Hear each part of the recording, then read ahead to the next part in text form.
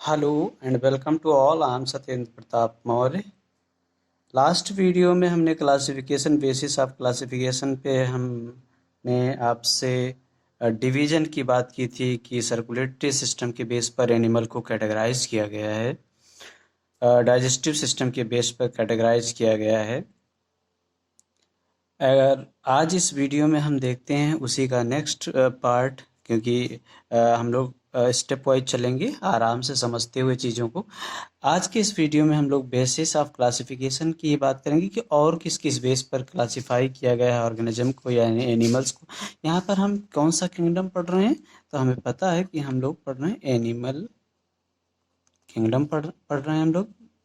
तो अब आज हम देखते हैं कि और कौन कौन से डिवीजन हो सकते हैं, कैटेगरी हो सकती है on the basis of embryonic या जर्म लेयर। ध्यान रखना, जो एम्ब्रियोनिक स्टेज होती है उसमें कितनी लेयर्स बनती हैं, कितनी जर्म्स बनती हैं, क्योंकि अलग अलग जो लेयर बनती हैं, अलग अलग लेयर से अलग अलग बॉडी के ऑर्गन का फॉर्मेशन होता है, इसलिए हम लोग इसे जर्म लेयर भी कह देते हैं। तो किस बेस पर हम लोग एम्ब्रियोनिक लेयर या जर्म लेयर के बेस पर the animal are categorized into two types. दो होते हैं, एक डिप्लोब्लास्टिक और एक ट्रिप्लोब्लास्टिक। नाम से पता चलता है, डिप्लो मतलब टू, ब्लास्ट मतलब होता है लेयर। कौन सी लेयर? ऑलरेडी यहाँ पर हमने बात की है जर्म लेयर। कौन सी लेयर की हमने बात की है? Germ layer. तो दो लेयर कौन कौन से? जब एक्टोडर्म एंड इंडोडर्म पाया जाए। ध्यान रखना, मीजोडर्म नहीं होगा। तो देखते हैं, animals in which cells are arranged in two embryonic layers, an external ectodermal या ectoderm and internal, एक बाहर होगा, एक्सटर्नल मतलब बाहर की तरफ, बाहर की लेयर, इंटरनल मतलब अंदर की लेयर। इंटरनल जो होगा, अब देखो, इंडो मीन्स अंदर और डर मीन्स लेयर, यहाँ भी लेयर या cells are called diploblastic animal. अब डिप्लोब्लास्टिक एनिमल में हम फिगर से देख लेंगे कि दो लेयर तो पाई जा रही हैं, एक एक्टोडर्म और एक इंडोडर्म। यहाँ पर क्या एब्सेंट है? तो ध्यान रखना, मीजोडर्म नहीं पाया जाता है, लेकिन मीजोडर्म की जगह पर जो बीच में एक अनडिफरेंशिएटेड लेयर पाई जाती है, जिसे हम लोग कहते हैं मीजोग्लिया। सबसे इम्पॉर्टेंट है, मीजोग्लिया कहाँ पर पाया जाएगा, किन टाइप के एनिमल में पाया जाएगा? तो आप बताओगे डिप्लोब्लास्टिक एनिमल। फॉर एग्जाम्पल किसे हम रखेंगे, तो हम लोग सेलेंट्रेटा। ध्यान रखना, इसे सेलेंट्रेटा कहते हैं। सेलेंट्रेट्स जो होते हैं उनमें जैसे हाइड्रा है, ऑरेलिया है, ओवेलिया है, फाइसेलिया है, बहुत सारे एनिमल हैं, क्योंकि ये क्या है? ये एक फाइलम है। ये क्या है? फाइलम है। बहुत सारे फाइलम है, जैसे protozoa, porifera, coelenterata, cnidaria, aschelminthes, platyhelminthes and so on, बहुत सारे हैं।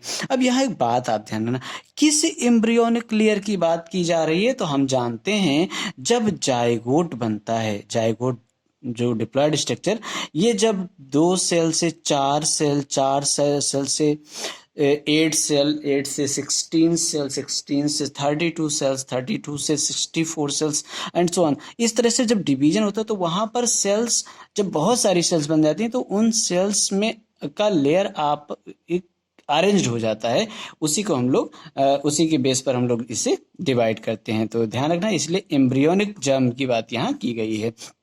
दूसरा है, जो दूसरा टाइप है जर्म लेयर के बेस पर, वो है आपका ट्रिप्लो। ट्रिप्लो मतलब 3, यहाँ पर 3, डिप्लो मतलब यहाँ पर 2। 2 लेयर थी, यहाँ पर 3 लेयर है। कौन कौन सी? यहाँ पर एक्टो मतलब बाहर, इंडो मीन्स अंदर, मीजो मतलब मिडिल। यानी यहाँ पर क्या नहीं होगा? मीजोग्लिया नहीं होगा। यहाँ पर क्या होगा? मीजोडर्म होगा। तो यहाँ पर लिखा, animals in which the developing embryos has a third germinal layer. Germinal यानी जर्म होना, किसी का फॉर्मेशन होना। मीजोडर्म, मीजोडर्म यहाँ पर साफ साफ लिखिए, in between the ectoderm and endoderm.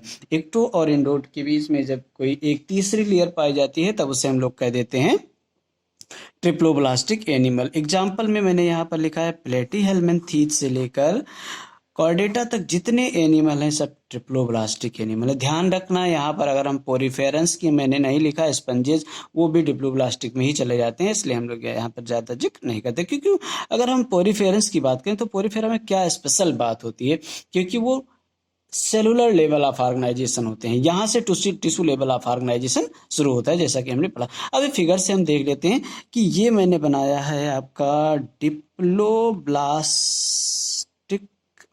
Germ layer और ये आपका है ट्रिप्लोब्लास्टिक जर्म लेयर। तो यहाँ पर देखना, यहाँ पर बीच में ये मैंने रेड कलर का बना के छोड़ दिया है, यहाँ पर सेल्स नहीं, जबकि अंदर सेल्स मैंने बनाया है ब्लू कलर का और बाहर सेल्स बनाया है। तो जो बाहर है, एक्टो मतलब आउटसाइड, इंडो मतलब इनसाइड। एक्टो मीन्स हमेशा याद रखोगे आउटसाइड बाहर की तरफ, इंडो मतलब इनसाइड अंदर की तरफ, डम मतलब लेयर। यहाँ पर जो बीच में भरा हुआ अनडिफरेंशिएटेड फ्लूइड कह सकते हैं या टिश्यू या सेल्स कह सकते हैं, जो डिफरेंशिएट नहीं होता उसे हम लोग कहते हैं मेसोग्लिया।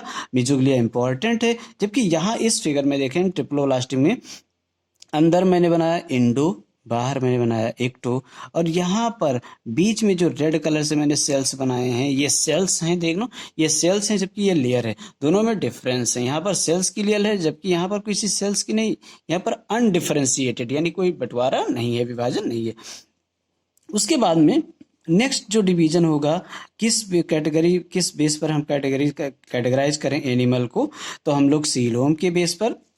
ये सीलोम क्या है? सीलोम होता है बॉडी कैविटी होती है।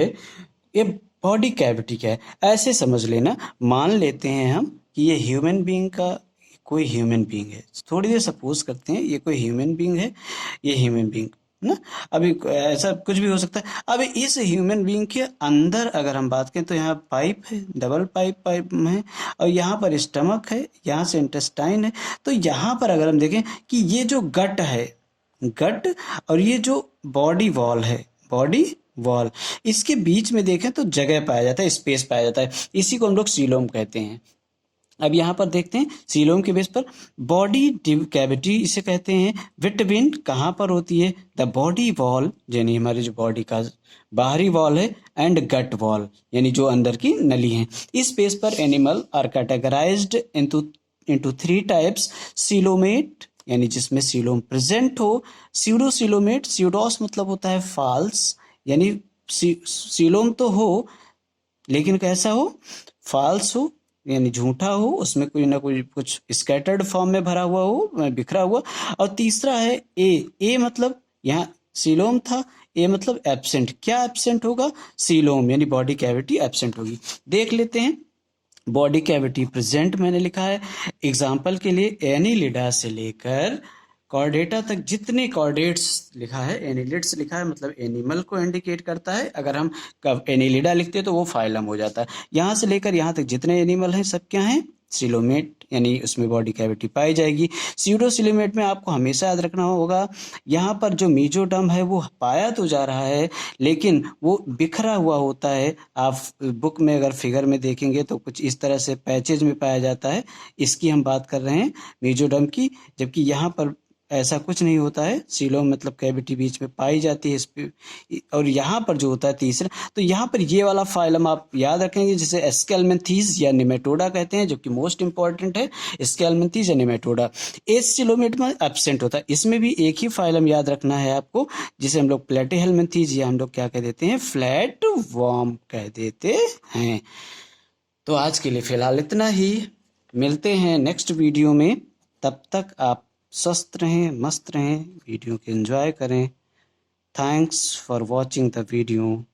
जय हिंद।